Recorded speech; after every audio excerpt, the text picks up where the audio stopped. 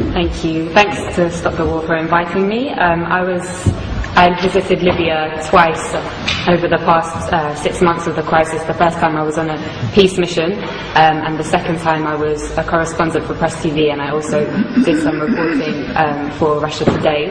I left just after the so-called fall of Tripoli, and I was there during that horrendous week of the fighting in Tripoli. Dan's I think really well contextualized how the war in Libya is a war on Africa, but I'd just like to add something. Dan mentioned how NATO have been targeting the over 100,000 soldiers in Libya, but there were also thousands of ordinary men and women. There were a lot of women who volunteered since the beginning of the crisis to defend their country, and they were armed by the government. And during that week in Tripoli when the fighting began, I witnessed how ordinary men and women took up the weapons that they had been trained to use during that 6 months to defend their country. So I'm going to, as a journalist, I'm going to talk a little bit about the role of the media, and this has been an incredible media war. Dan alluded strongly to the criminalization of the Libyan government and Gaddafi. So the media said that thousands of people were about to be killed in Benghazi, but they never showed us any evidence. They said that 6,000 people had been killed by the government. Human rights organizations have confirmed that approximately 250 have died from both sides. They said that the Libyan government was attacking its own people from the air, and Russian intelligence satellites have since shown us that this was impossible. They said that the government was hiring mercenaries from elsewhere in Africa. They never showed us the evidence. Instead, we saw the videos of black Libyans and other black Africans being lynched in public squares by NATO's ground troops, the rebels, with scores of people filming on their mobile phones and Western special forces looking on. They said that Gaddafi was hated by his people, but they never showed us the 1.7 million people in a country of 6 million in Green Square on July the 1st. All the masses in Tarhuna, in Sabha, in Beni Walid, in Sirte, and across the country who demonstrated to pledge their allegiance to their leader and to the Jamahiriya. They never showed us the masses, as I said, of ordinary men and women who had accepted the government's offer of weapons to defend their families, neighborhoods, and country from people who wished to condemn them to enslavement, to imperialism. They said they were targeting Gaddafi's military forces. They ignored the 33 children, 32 women and 20 men who I saw buried in the small and traditional port town of Majer in Zlitan in early August. They said on August 20th or the 21st that Tripoli fell without resistance. But they didn't tell us that in 12 hours alone, 1,300 people were massacred in that city and 900 were injured. They said that Tripoli fell without resistance, and that Saif al-Islam had been arrested and captured, and that Gaddafi's compound Bab al-Ziza was taken by the rebels.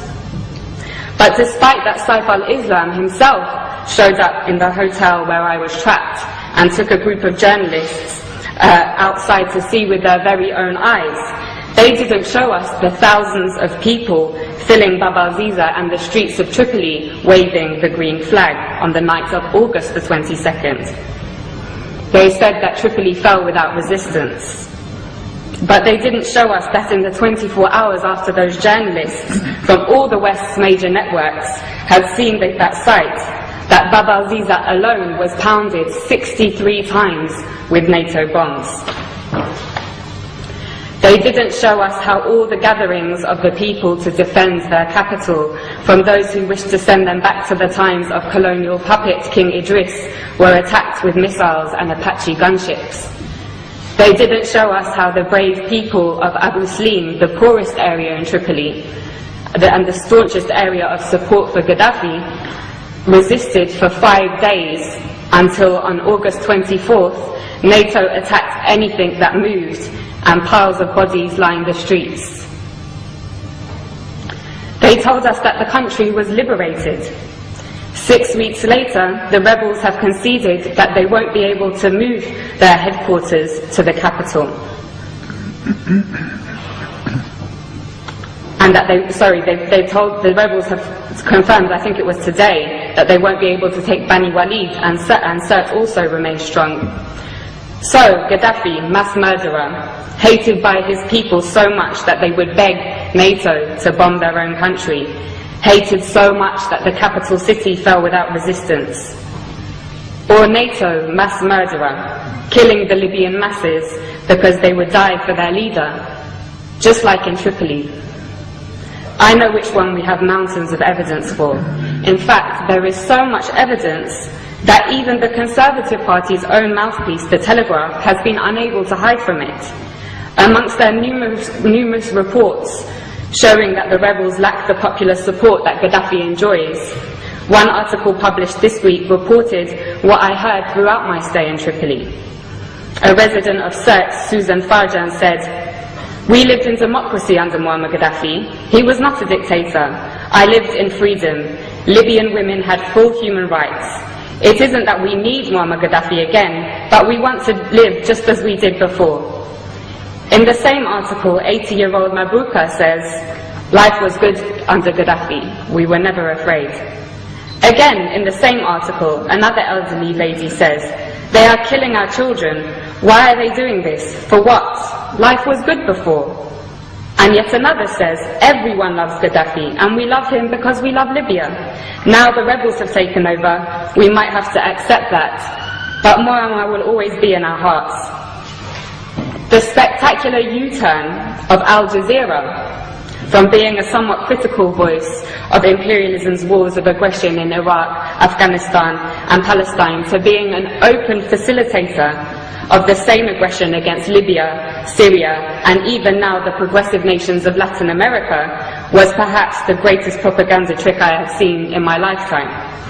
Co-opting the support of their faithful Arab viewers in the West, whose voices garnered particular prominence during the fashionable so-called Arab Spring, was an important move in order to get all progressive circles in the West to join in the essential criminalization of Gaddafi, when those very circles should have, in contrast, been elevating the status of the not-so-fashionable Libyan Jamahiriya and learning from it. Now all cards are on the table. Al Jazeera's Director General Wada Kanfar has resigned following the release of WikiLeaks cables, which revealed he has been taking orders from none other than the CIA.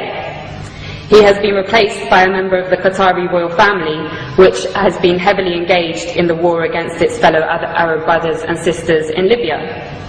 But despite the role of Al Jazeera being clear as day now, it continues to get away with the same tricks of tugging on the liberal heartstrings of westernized audiences with its stories about how people in sovereign states of the global south's greatest tragedy is their lack of Western democracy, never mind that it has failed in the West. But despite Al Jazeera's interest in championing this ideology is obviously straightforward. It hosts the United States' largest military base in the Middle East, CENTCOM, and they are, of course, close friends.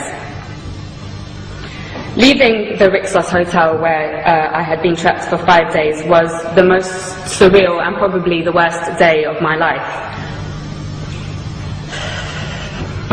It was a bad day. The safe, secure, welcoming city, full of life and warmth that I had driven through days previously had transformed.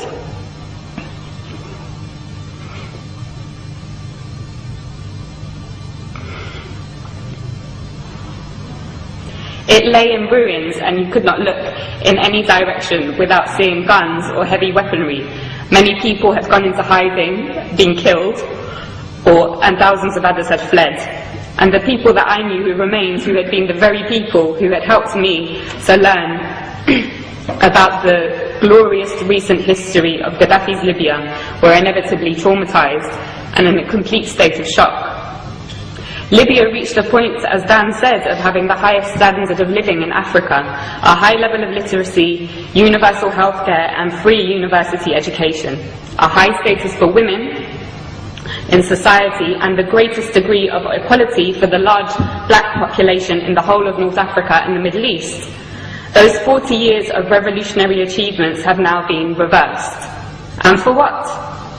A year ago, after crippling wars in Iraq and Afghanistan, and with the growing economic crisis of the imperialist nations, it seemed a remote possibility that the West would have the capacity to embark on another costly and embarrassing war. It seemed that the hegemony of the West was rapidly on its way out. But as Gaddafi's close brother Hugo Chavez said in his recent letter to the United Nations General Assembly, right now there is a very serious threat to global peace, he said. A new cycle of colonial wars which started in Libya with the sinister objective of refreshing the capitalist global system. End quote. He knows that his country will be targeted in that cycle, with the very same model that they used against Libya and are now using against Syria. In the absence of an effective anti-imperialist media that can challenge and preempt the tricks of imperialism through its global media, it is the role of all progressive people to champion the sovereign states of the global south, who, like Libya and Syria, are a thorn in the side of the West. Otherwise, they will be picked off one by one to add fuel to the dying fire of imperialism. And on that note, I want to end with my wholehearted thanks to the heroic green Libyan resistance, which continues to amaze the world in their ability to stave off the world's most powerful military machine. As Gaddafi said, not only are they defending Libya, but also Syria, Iran, Algeria, the African continent, and the entire global south. Thank you.